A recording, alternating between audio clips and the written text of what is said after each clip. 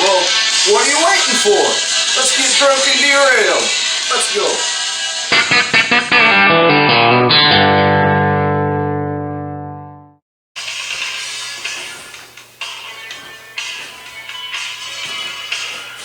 Alright folks, here we are. Welcome back trackside. Been out for a few weeks. Got the flu. Really tired. Cut me down, man. But over one weekend we did get some accomplished. Today I believe we're going to talk about errors. Errors! Like errors. Hard to say error, like that one dude that can't say, what is it? Isopropyl. Isopropyl! So we're going to say errors. Fuck-ups, mishaps. We can go into some of that because I've encountered a few. I might even go over something that's not even covered that nobody ever covers, but just little stuff that might be overlooked. Alright, so we're going to get into some errors. Let's cover this real quick. I've been laying out some track. We got some cars and couplers and risers. And nobody liked the early risers. Oh well, fuck it. So, here's what we got laid out so far.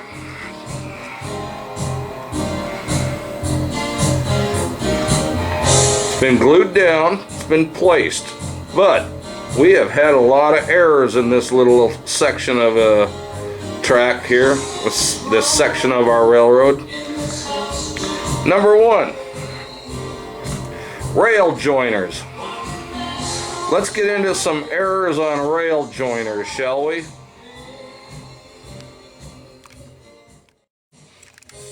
So what are rail joiners, Dave? Well, rail joiners are these little dudes here. Let's put them over here and make sure we get a... There's these little dudes right here. They're very tiny. I don't know if you can see them, but there's three of them. You cut them apart with the wire cutters and you put them in between where your tracks go, so they connect.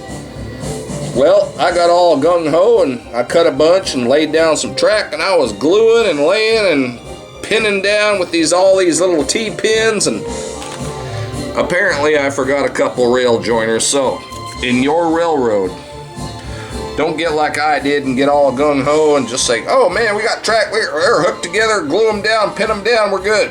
Because you might forget a rail joiner, and that's not good, because I have found that out recently. Your little locomotive stops. So then what you got to do is you got to pull up the damn track. That's not good when you got to pull up the damn track. Don't worry about these cans of food. What you use the cans of food is to weigh down those tracks when they're drying on glue and stuff. They're perfect little weights. So let's say you got a little track here. You take a can of soup or whatever, you can let that sit there for an hour or so and your track will dry in place. But anyway, we got all that done. We started that riser, the early riser. Nobody liked that joke. Anyway, and we're going to be coming up here. This is the big old hill, which will be a part of our tunnel later. So,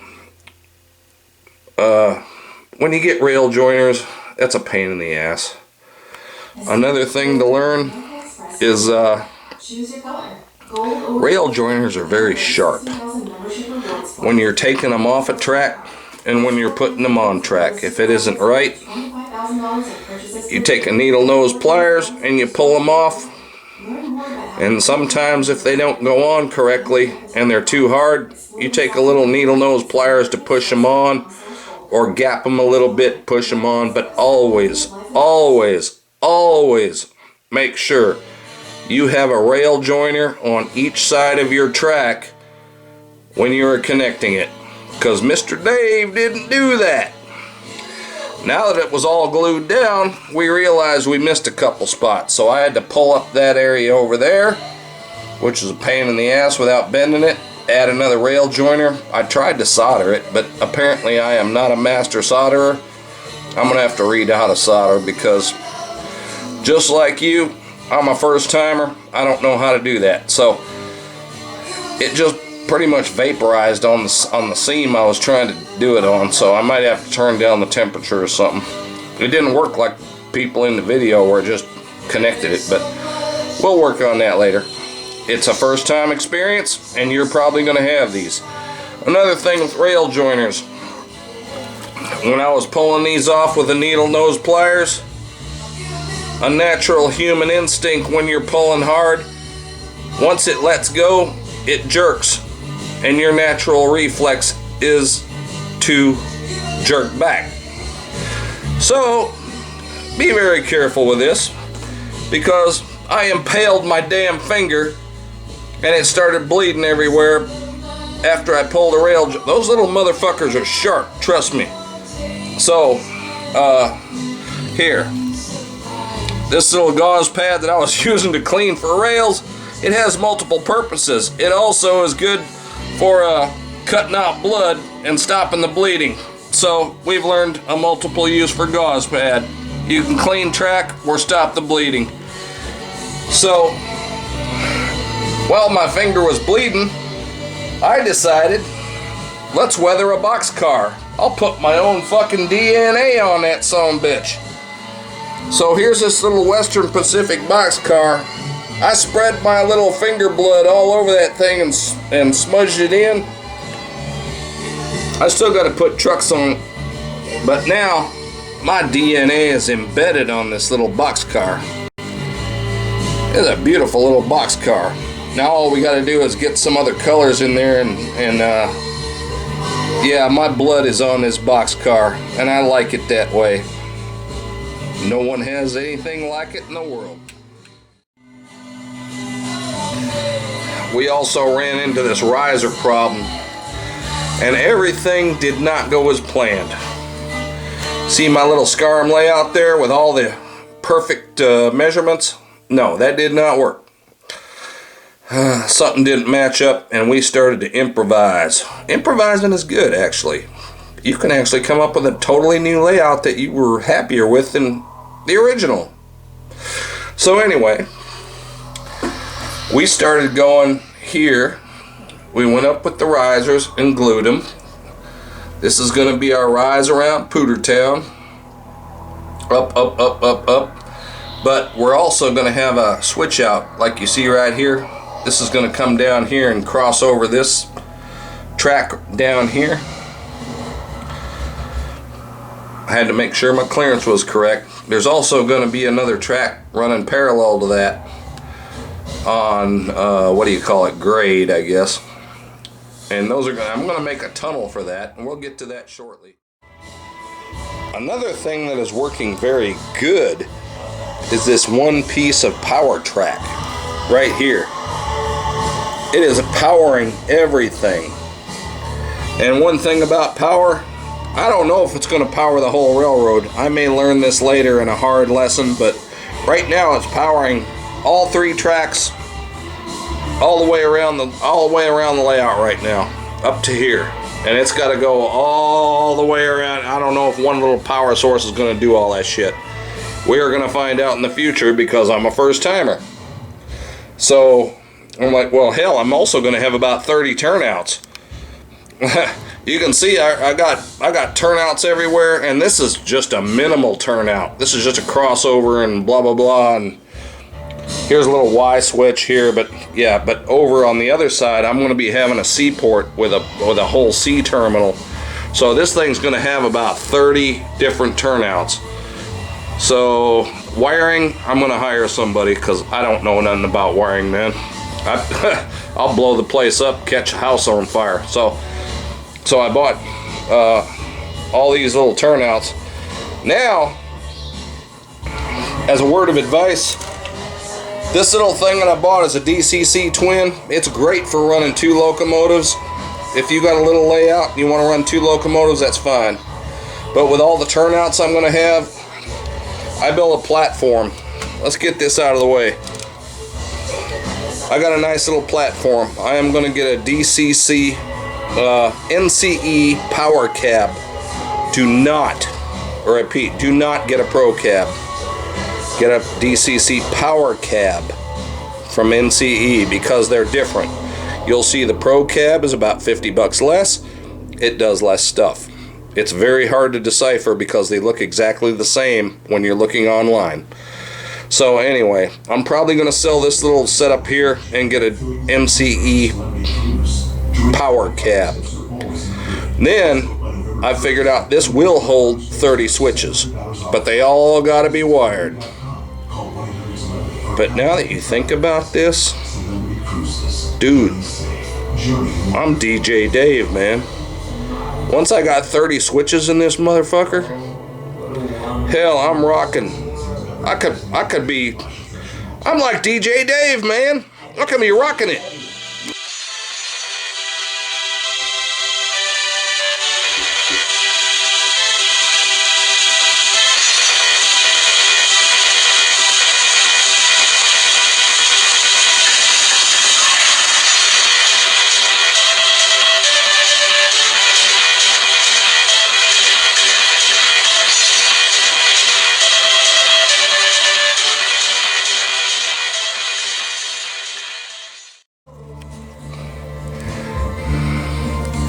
Another error. Well, I don't know if you want to call it an error. It's just more of a word to the wise. You see this little Ralston Purina car? Beautiful car. Has the couplers and all that stuff. It's a beautiful little car. But I think it is a Bev Bell. Came brand new, but the thing is, compared to all the other cars, this thing is light as a feather. And I like cars with a little bit of weight on them, and this thing is like pure air. And I'm like, well, you can tell by the just picking it up, it's very fragile. So I don't know if you want to stay away from Bev Bell or not, but it is a beautiful car. It hooks up fine. I mean, it rolls fine, but it's just very, very light as far as weight goes. So that's another thing we learned back over yonder. Don't buy from Legriv 1 on eBay. Oh, wait, I already said that on the last thing. Oh, but in addition, one of those turnouts that I got had a rail missing. You know what I did? I glued the motherfucker back on and made it work. I had to mess with that thing for about an hour to make it work. It's going to be used. That's a left-handed. No, that's not it. But anyway, that son of a bitch sat around for a week. I was like, I'm not going to lose 20 bucks on a fucking sale because a fucker's. I mean, it arrives broken. The damn rail falls off right out of the package. Like, come on. Don't buy from that dude. I mean, the shipping's slow. He jacked me up on $57 in shipping. Paid 15 bucks. And the shit arrived broken. And one product arrived in a rubber band. It is usable. I'm using it right now, but god damn. Mind your P's and Q's when you're shopping on eBay. Really, just watch your ass. But anyway, moving on. Here's another error you shouldn't make when when starting out a new N-scale railroad. Like I said in that first episode of Cars and Couplers, don't just be buying random shit with Rapido couplers. I mean, I'm sure they were good back in their day. I was trying to fix a few of these. I mean, this little dude here, I'm gonna put a Pooters logo. That's gonna get an Uncle Pooters logo on it. But these other ones, I like the little caboose, but I can't change it out. But nobody uses cattle cars. I'm sure there's some hog farmers that probably use cattle cars with the old Rapido couplers. But nah, nobody wants that damn thing. So you might ask, well, Dave, what do you do with old cars that have gone bad? Well, at that time, you just got to put it out of its misery.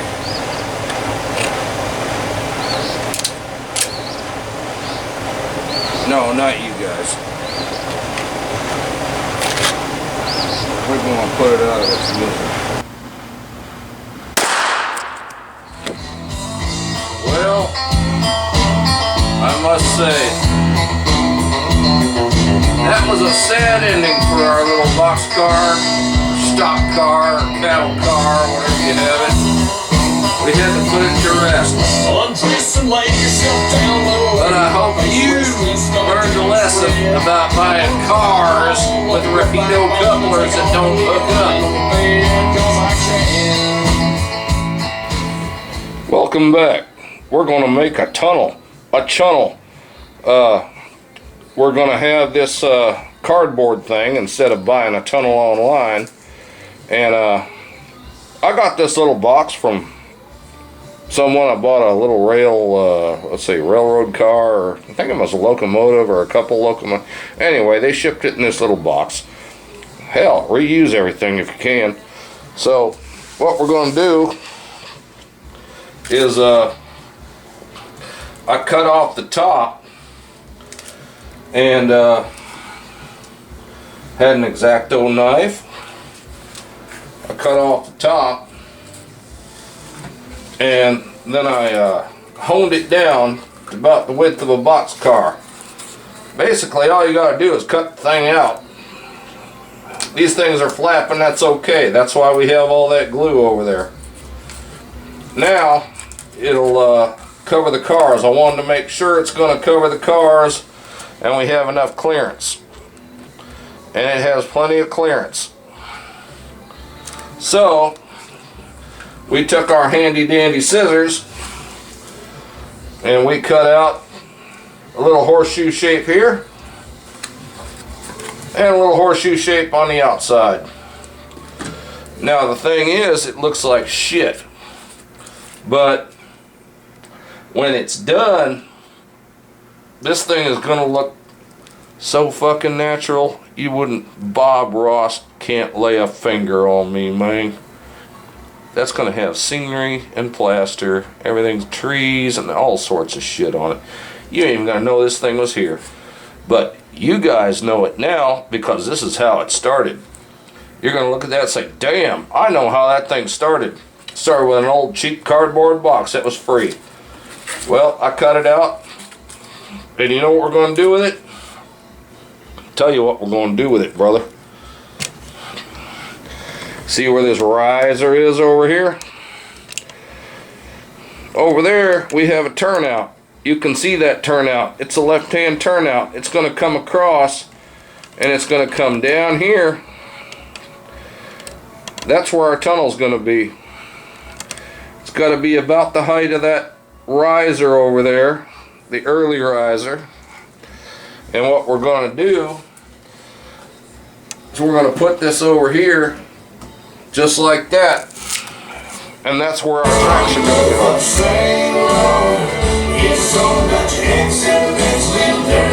Alright, man, that's about all the time we have for Drunk and Derailed today. Hopefully it ain't going to be too long for the next video, but I will find some stuff with arrows and different placements of stuff, and we'll probably make a hodgepodge. This is for the first timers, so you're going to learn some shit that don't stab yourself and bleed to death on rail joiners. Don't buy from Leg Grip 1, all that stuff. There's a lot of little shit. So, I'm sure maybe by next time I'll learn how to solder. Alright, man. That's about it for today.